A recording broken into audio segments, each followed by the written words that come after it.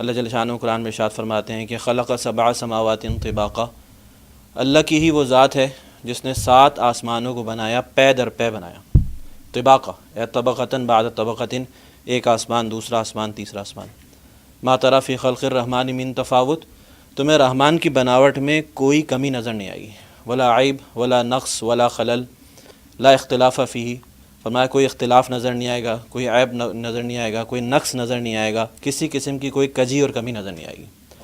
فرجع البصر هل تری من فطور ثم ارجع البصر کرتین ینقلب الیک البصر خاسئا وهو حسیر، فرمایا اپنی نظر کو دوبارہ تم لوٹاؤ، اپنی نظر سے دوبارہ دیکھو، تم کو اس کے اندر کوئی پھٹن نظر نہیں آئے گی، شقوق خروق فرمایا ہے کہ کوئی شقوق، کوئی پھٹن، کوئی شگاف، کوئی کمی نظر نہیں آئے گی۔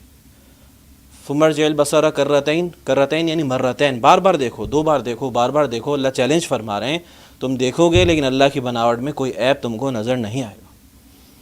اور کیا فرمایا، ینقلب الیک البصر خاسئا وهو حسیر، کہ تمہاری نظریں تمہاری طرف لوٹ کے آ جائیں گی، خاسئہ اے ذلیلہ، صاغرہ ذلیل ہو کر، اور حسیر تھک کر تمہاری نظریں واپس آ جائیں گی، لیکن اللہ کی بناوٹ میں تم کو کوئی عیب نظر نہیں آئے گا۔ تو ایسے اللہ جل شانہ بنانے والے ہیں۔ رفع السماوات بغیر عمد ترونها، آسمانوں کو اللہ جل شانہ نے اٹھایا ہے بغیر ستونوں کے اٹھایا ہے۔ کوئی چھت ایسی ہے جو بغیر ستونوں کے ہو؟ اللہ جل شانہ کی بنائی ہوئی چھت ایسی ہے جو بغیر ستونوں کی ہے۔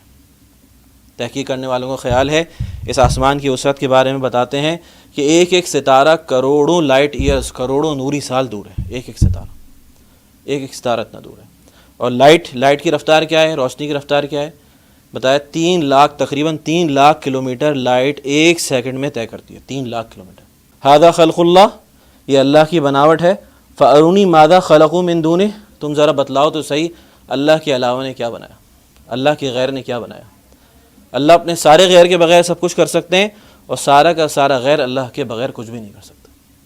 وَإِن مِّن شَيْءٍ إِلَّا عِندَنَا خَزَائِنُهُ، کوئی چیز نہیں مگر اس کے خزانے ہمارے پاس ہیں۔ وَمَا يَعْلَمُ جُنُودَ رَبِّكَ إِلَّا هُوَ، اللہ کے جو لشکر ہیں اس کو اللہ کے علاوہ کوئی جانتا نہیں۔ ہر چیز کے لشکر اللہ کے پاس ہیں، اور اللہ کے لشکروں کو اللہ کے علاوہ کوئی نہیں جانتا۔ اور کیا فرمایا، وَلَهُ الْكِبْرِيَاءُ فِي السَّمَاوَاتِ وَالْأَرْضِ، آسمانوں اور زمینوں میں اسی کی بڑائی ہے۔ لَهُ مُلْكُ السَّمَاوَاتِ وَالْأَرْضِ، آسمانوں اور زمین میں اللہ ہی کا راج ہے، اللہ ہی کا راج ہے، اللہ ہی کی چلتی ہے، یہ سب اللہ ہی کی بناوٹ ہے۔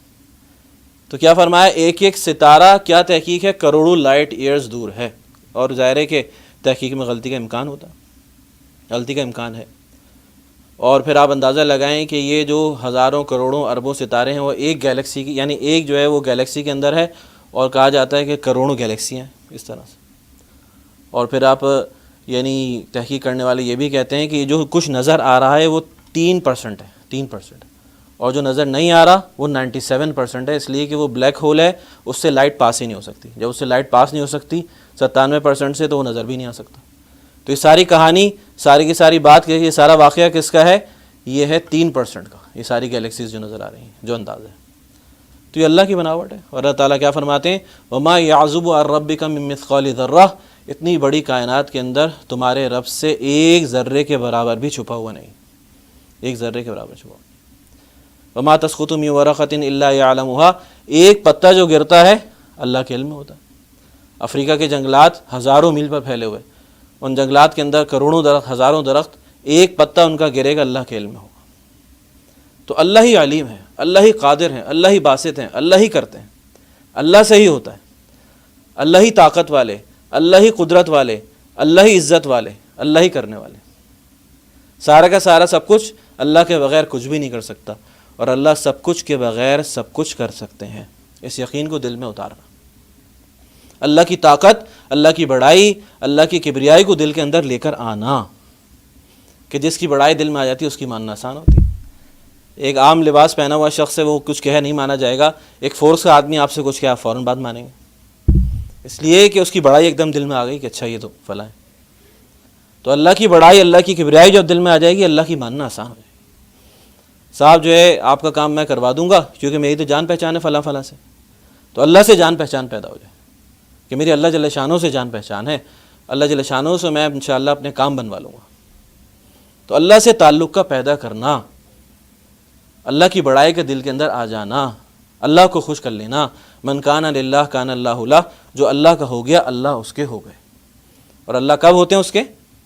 آدمی کب اللہ والا بنتا ہے؟ آدمی کب اللہ کا ہو جاتا ہے؟ کب اللہ خوش ہوتے ہیں؟